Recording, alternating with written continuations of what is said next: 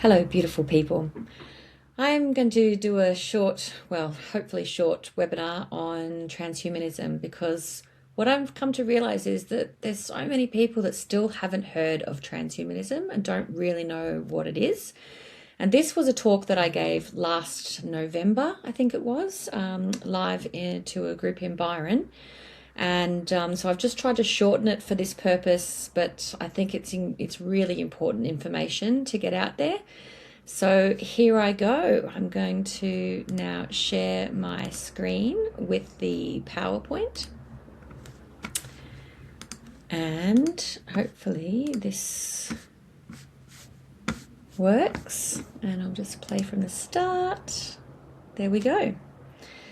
So transhumanism, it is a dangerous hidden agenda. And like I said, many people don't even know that it exists. And in reality, I think this meme covers it all. Our great war is a spiritual war. So we know that World War I and World War II were fought with guns, tanks, and bombs. And those wars reshaped borders and traumatized entire generations. But what I'm suggesting is that they actually didn't ever end. They simply changed form. So since the end of World War II, the battleground has shifted from physical terrain to the human mind. And what we're now in, what some might call World War III, isn't fought with weapons we can see. It's fought through information, perception, and belief systems. So when we say our great war is a spiritual war, we're talking about a battle for the sovereignty of consciousness itself. And that's why I wrote my fiction novel, Clandestine Wings, The Evolving Story of Earth's Guardians, to expose some of the hidden history and deceptions, to reveal the transhumanist agenda and who is actually behind it, as well as to empower the reader with solutions for sovereignty, also aligning with nature. And I've got a website with references and links for the content of the book. I also wanted to explain the supportive astrology and Homo luminous, natural evolution of humanity. And I'm going to speak a little bit about that today as well. And I wanted to offer a multidimensional activation for readers to remember their true nature. So I'll put links at the end for where you can purchase that book. So to begin with, I think it's really important to explain the three arms of control that I've identified. Money and the hidden law merchant, that I've already done a whole presentation on that on my YouTube and Rumble channels. So have a look at that one. The others are mind control and medicine. So I'm going to go into a little bit more detail about those today, but it really is a very long game spanning thousands of years. And that's what I try to provide the evidence for throughout my novel. So when we're talking about mind control, religion is one. It's the most powerful psychological tool. Ideas like the chosen ones were seeded in ancient texts within each Abrahamic religion, be it Judaism, Islam, or Christianity. And as long as anyone believes there is someone who is more special or less special than another, we're going to keep fighting each other. And those concepts like original sin and sacrifice feed the belief of unworthiness, and divine punishment doctrines externalize power, teaching people to seek out salvation outside of themselves rather than realizing their own divine connection. And then we've got the media that feeds fear narratives. We only need to look at the pandemic for evidence of that. There's movies that are really predictive programming, and then pop music has also been used for social conditioning. The LGBTQ and climate narratives have been weaponized, utilizing fear and guilt to have people comply. And then there's controlled opposition and savior figures. And unfortunately, there is no one coming to save us. We are the powerful ones. And that's what I'm trying to really provide the evidence of throughout all of my work. And then I just wanted to mention medicine, because natural therapies were removed and patented, alternatives were introduced. So that was commissioned by the Carnegie and Rockefeller Foundations. The Flexner Report, released in 1910, restructured medical education in the United States, and it recommended to eliminate homeopathy, herbalism, and energy medicine, replacing them with the pharmaceutical-based science tied to petroleum derivatives. And of course, funding followed compliance. Schools that taught drug-based medicine received money, others were shut down. And then we have the blind faith in science and experts, which are trained by pharma-funded systems. Science is funded. The peer-reviewed science system is funded by the same organisations that are the globalists are behind. So I just don't think that we can have total faith in the science anymore. Childhood vaccination trials expanded into biotechnological control. I'm going to go into more detail about that. And we've also got the great poisoning. Food, water, and air is contaminated to reduce vitality and fertility. And we're seeing that more and more. It's coming to the surface. So what's the end game? Truly, trauma. It normalizes fear and dependency. So intergenerational trauma has kept populations reactive, addicted, and disconnected from natural wisdom. And division distracts and weakens unity. And there's so much to divide and conquer. Wars, identity conflict, and ideology prevent unity and awareness of who truly benefits from the overall systems. Convenience drives digital adoption. You know, so many people are just tap and go and are not thinking about the bigger picture around where their line in the sand may be. And then technocracy leads toward transhumanism as the final stage. So what is transhumanism? Here's a definition that's clear of dogma. It's a project to engineer human biology by technological means on a mass scale. So the definition as exposed in my book is the merging of biology with artificial intelligence to sever the soul from its natural template. So it's a hidden control agenda that many haven't even heard of. There is a humanitarian justification, and there are legitimate benefits for people with severe disabilities, restoring movement or sight, for example. But these compassionate stories become a moral cover for a much larger Trojan horse. And transhumanist supporters use buzzwords like innovation, enhancement, and progress to disarm critical thinking. They reframe control as evolution and obedience as for your safety. But of course, when we have awareness that there is a choice, it can restore natural evolution. And that was really the purpose of me writing my book.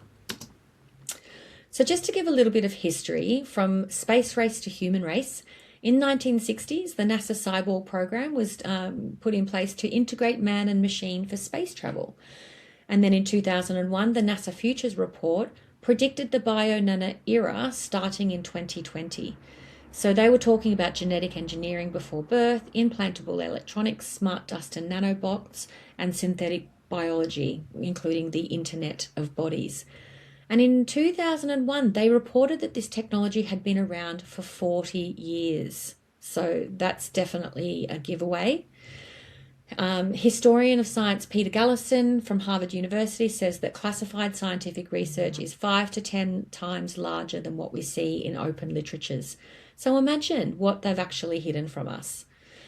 And also in 2001, NASA said that the bio-nanotech military deployment would be under civilian cover, or a Trojan horse. And that's what my evidence uncovered through the release of during the pandemic.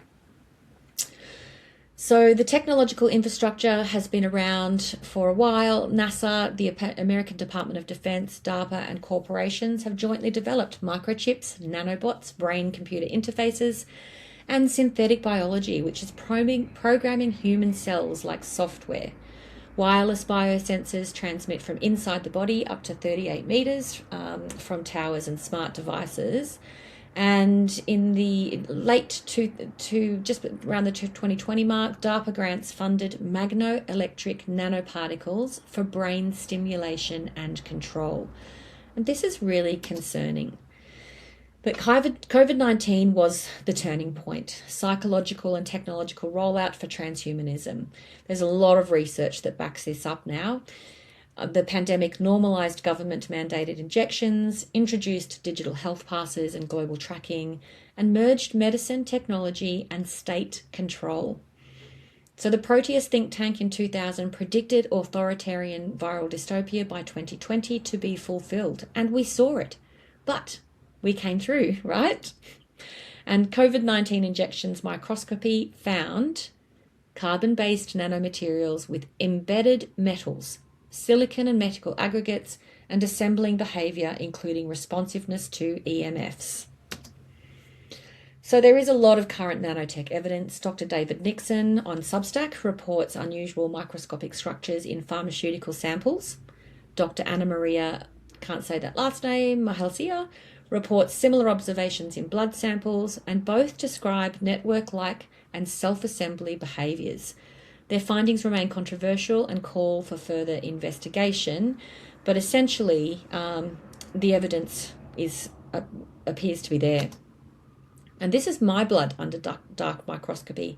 I wanted to have a look at my own blood because I didn't actually get any of the COVID jabs, but I have had dental anaesthetic, and I was very shocked to see that nanotech is present in my blood without my knowledge and without my consent. So this was, I had this done in mid-2020 or early 2025.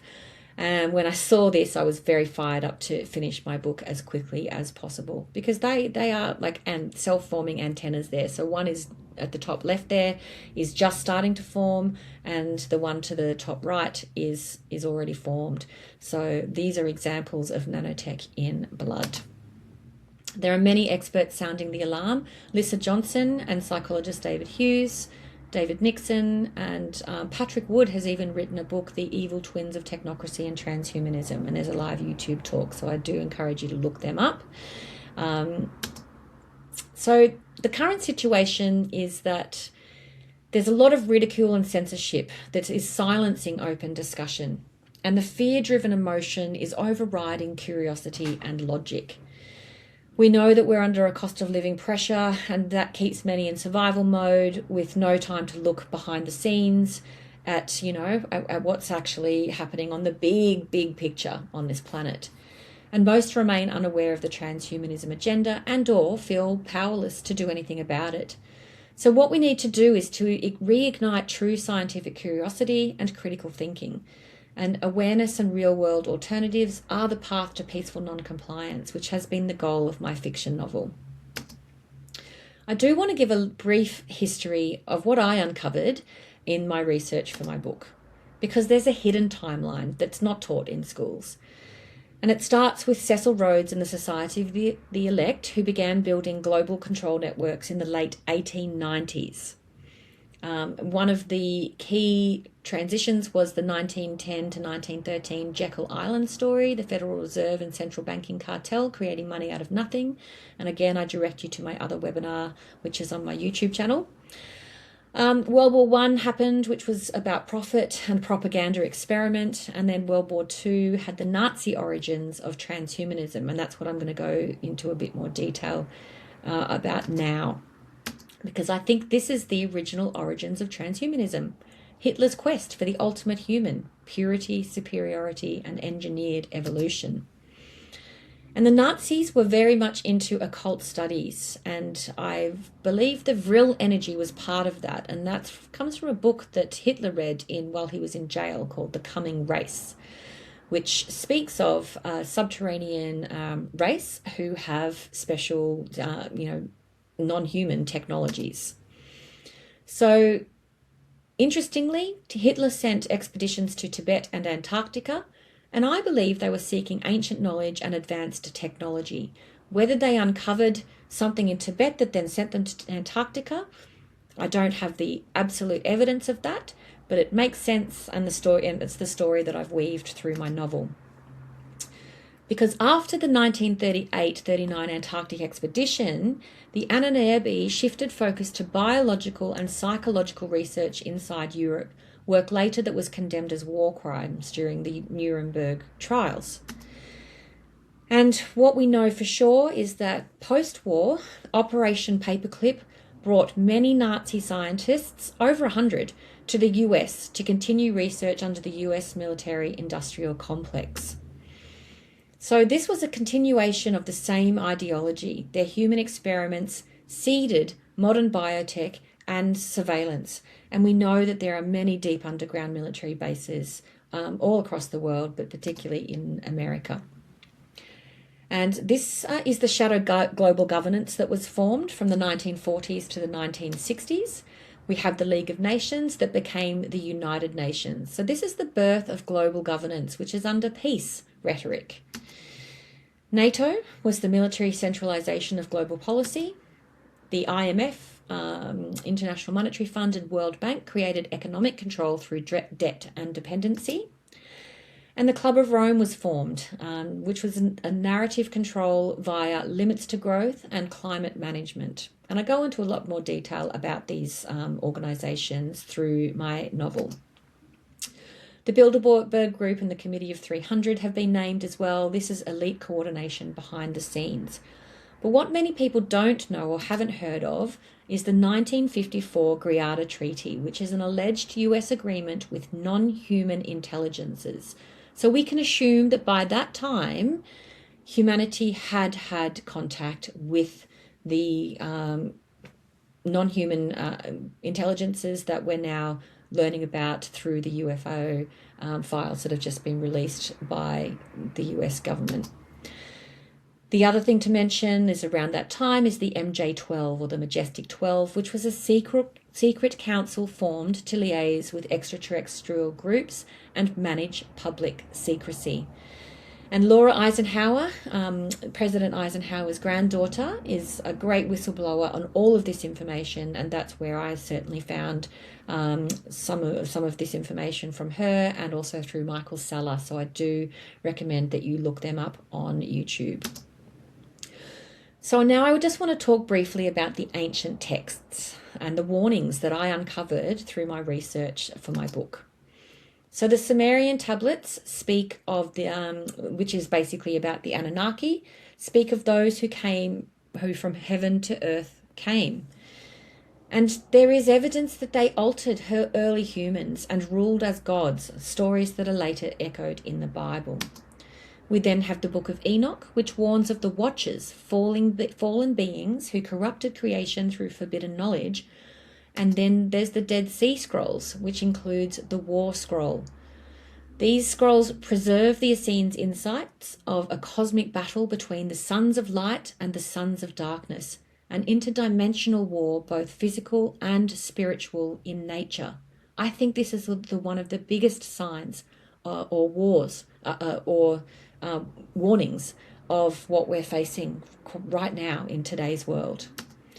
And then we have the Nag Hammadi texts, which is from the Gnostics, and they talk about archons as counterfeit spirits who feed on fear and imitation of light, trapping souls in a counterfeit reality. In the Vedic writings, the same polarity appears between the Devas and the Asuras, beings of light versus masters of illusion and control. And I've adopted the term Asura for the protagonist subterranean race in my novel. There's also indigenous prophecies like the Hopi prophecies that discuss the cycles and the great purification that we're currently, I think, right in the middle of. So important to make yourself aware of those as well. And when we talk about ancient texts and the warnings and the fact that transhumanism is real, it's in our blood, then there can be a fear response. And it's a biological response. It's not a sign of weakness. The awareness can feel heavy before it feels freeing. So the goal isn't to fight the darkness, but to bring light to it. And when we breathe, ground, and connect, fear transforms into clarity. And I know that I certainly experienced this as I did my research and wrote my book, because it's quite shocking. The fact that there is this nanotech in our environment, in our bodies, without our consent, without our knowledge, it certainly is totally natural to bring fear up.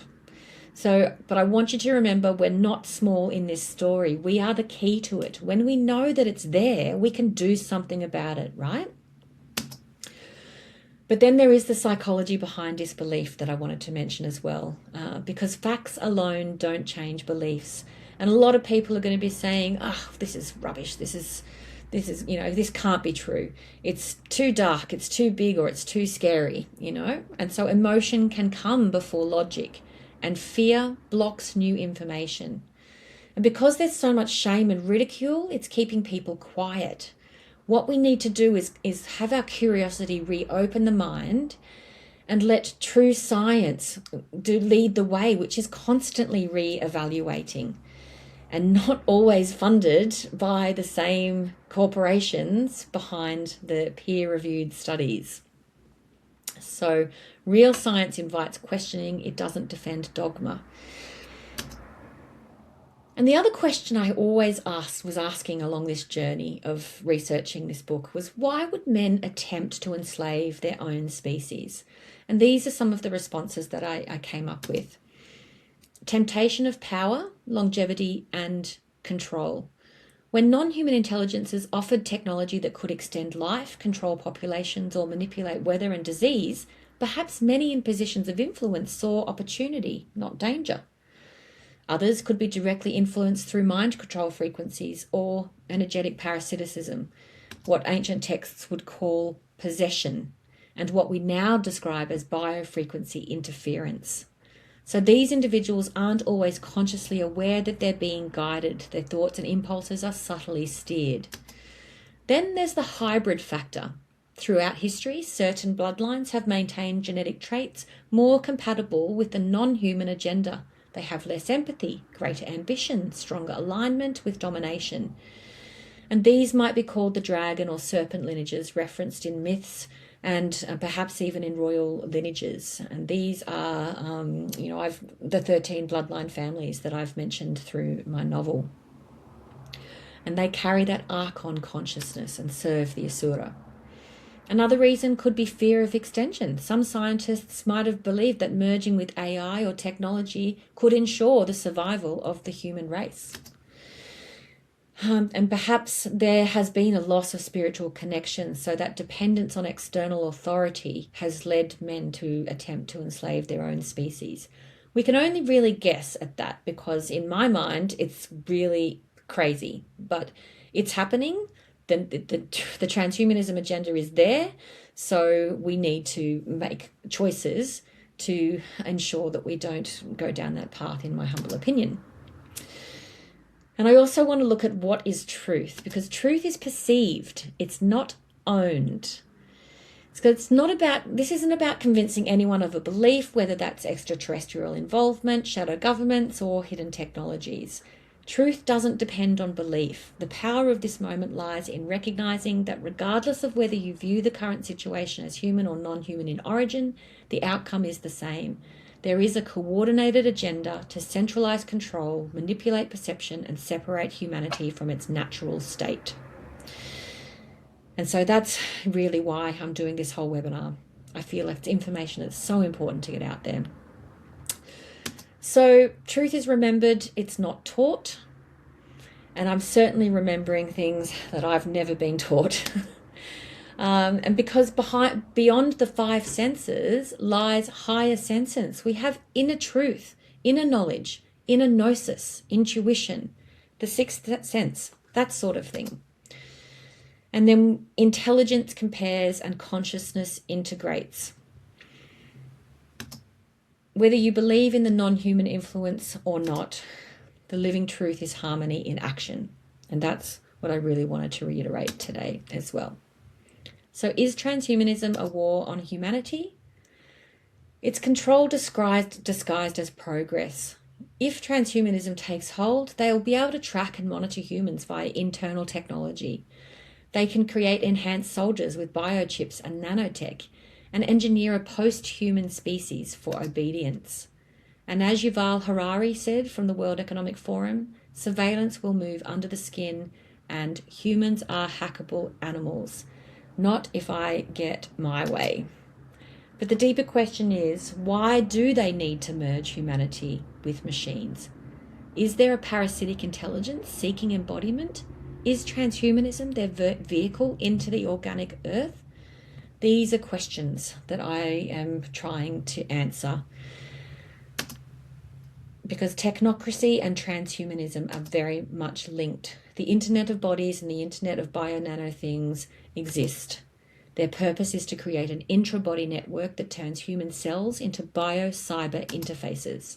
And then when digital ID, finance like central bank digital currencies, health and biometrics merge, freedom becomes conditional.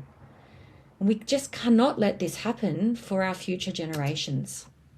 They're building smart cities, which is 24/7 surveillance and behavioural control zones. Have you not seen how many cameras are everywhere now in the cities, on the freeways? Is the underlying motive to integrate organic consciousness into a synthetic control grid? It seems that way to me. So I'm taking strong action to inform others and join together as a global community to say no to this. And that brings me to the point of, is transhumanism a spiritual war? And it absolutely is. Transhumanism could challenge spiritual sovereignty by merging humans with machines, shifting ability from inner awareness to external programming, and weakening our natural connection to intuition and life itself. So can they really control us with this technology? There is evidence of nanoparticles and synthetic materials emerging, but much is still being researched and debated. Regardless of the nanotech origin, the human body is intelligent, constantly renewing, detoxifying, and rebalancing itself. This is an amazing natural machine that we actually already have that's aligned with nature.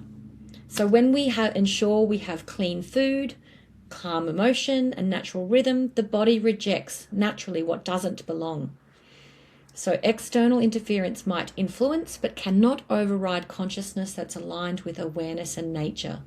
Our biology and spirit are self-correcting systems, and awareness and love are stronger than any attempt at control. And I really believe that.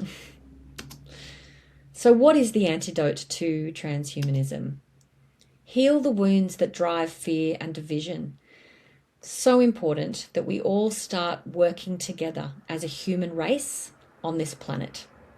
Wars, exploitation, and environmental destruction all stem from the same root disconnection, and it's all causing separation from our own spiritual awareness and from nature.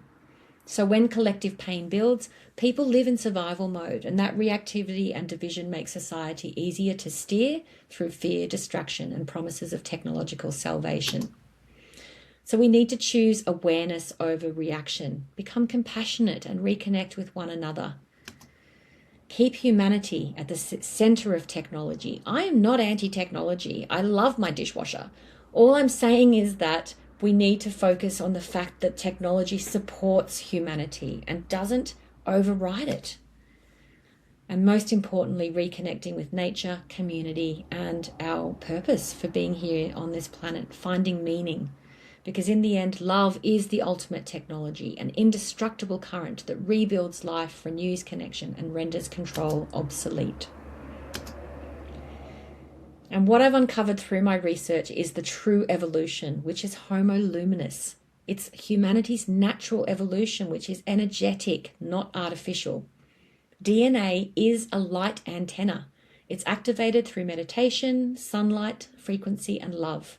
And if anyone isn't aware, look up Greg Braden and Richard Rudd's work. They talk very much in detail about the natural evolution of humanity. We're currently going through solar and galactic cycles that are supporting this rapid consciousness expansion. And the heart field is the true portal between spirit and matter. When we reconnect to earth, nature, and our community, it restores our sovereignty. And the real upgrade is inner illumination, not external modification. So the projected future for 2050 from a military think tank gave 3 options. The first one, compliant, tech-integrated humans who are chipped and augmented, lining up for medical upgrades or whatever the control grid requests of them. Unless they opt out, control tightens exponentially. Option 2, hybrids and clones, which are engineered life forms. And option 3, natural humans, which they view as obsolete, but natural humans are rebuilding locally aligned with nature and trusting in that natural evolution of Homo luminous. So the way forward is awareness over fear, connection over division, health over dependency. And there are many protocols that we can take to remove heavy metals from our body: sauna, red light therapy, foot spas.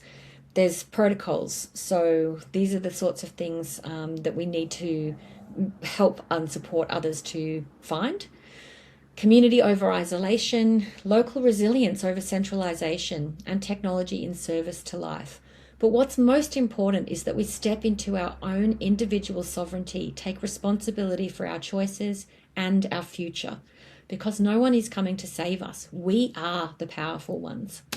And that's why I formed the Clandestine Wings Collective, where you can stay updated on global, local, and individual solutions, connect with values-aligned people, explore new models of exchange and business, and become part of a growing movement.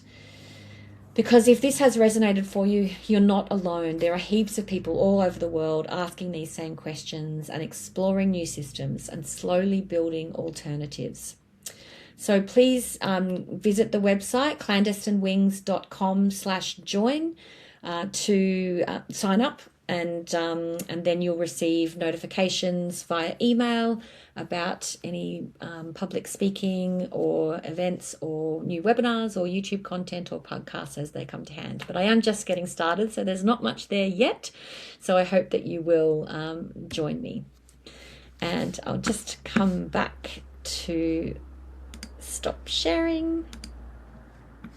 And I wanted to finish just by reading a short excerpt from my novel, which is Clandestine Wings, The Evolving Story of Earth's Guardians. Gunther set the case down, his hands trembling slightly. So this is the bad guys in a deep underground military base in New Mexico in 1984. I don't trust them, he said, turning to Roscoe. They talk about coexistence, about helping humanity evolve, but look at what we're doing here. Memory erasure, mind control, genetic abominations. How can you believe they're acting in our best interests? Roscoe's expression hardened. We don't have much choice, Gunther. Their technology outdates ours by millennia. We're ants to them, and if we're going to survive, we might as well do it in comfort. Gunther shook his head. Comfort? While they dismantle everything it means to be human? These hybrids, these experiments, they're reshaping us into something alien. Roscoe sighed.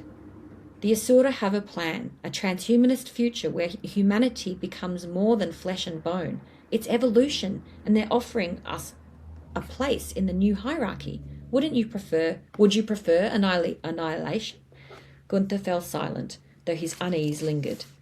The two men continued through the lab, passing rooms dedicated to mind control experiments, radio-hypnotic intracerebral control implants, brain chips designed to transmit commands directly to human minds, were being tested on abducted subjects. Witnesses had reported hearing vibrations or phantom voices as the devices activated. Monitors displayed recordings of subjects responding mechanically to invisible commands, their free will obliterated. Another lab demonstrated EDOM technology, electronic dissolution of memory. A video loop showed a subject's memories wiped clean within seconds, their identity reduced to a blank slate. They passed by the cryogenic storage on floor 7, where rows of failed experiments lay in suspended animation. As they walked in, Roscoe reflected on the broader implications of their work. You've heard of NASA's early cyborg programs in the 1960s, haven't you? He asked. Their mission was to integrate man and machine for space exploration. It seemed innocent enough then, but now transhumanism is accelerating at a triple exponential rate. IT, biotech, nanotech, it's all converging. The Asura created this trajectory decades ago. Gunther nodded reluctantly. He'd read the same reports. By 2020, in just over 30 years, the world was predicted to be inundated with bio-nano-engineering, implantable electronics, and synthetic biology. Smart dust and nanobots would monitor and manipulate humanity at a microscopic level. By the time the population realizes what's happening, it will be too late, Roscoe said flatly. Holographic environments, genetic engineering of unborn children, robotic everything. We'll have a completely controlled society. Controlled by the Asura, Gunther muttered. Roscoe didn't deny it. Better to work with them than to become their slaves outright. Think of it as putting yourself in the best position to manage inevitability. Gunther looked at the vial case in his hand, the cold seeping into his skin. And when the road ends, he asked, what are we then? Still human? Roscoe smiled faintly as they re-entered the elevator. Evolution doesn't ask for permission. As the doors closed, Gunther turned back for one last look at the Stark labs, the greys gliding silently, the monitor data on cloned gestation rates. His reflection in the glass looked foreign, more technician than man. Gunther said nothing as the elevator ascended, his thoughts a storm of doubt. He hadn't tasted the vial yet, and part of him already knew he never should. So that's just a little taste from the book. It is a big book, but I highly recommend, if you want the full picture, that it's fiction. You just choose whatever it is that feels true for you in there. So thank you for joining me. If you stayed all the way to the end, well done. Do subscribe to the channel because I will be putting more relevant content out in the coming months and years, I guess. All right, lots of love. Bye.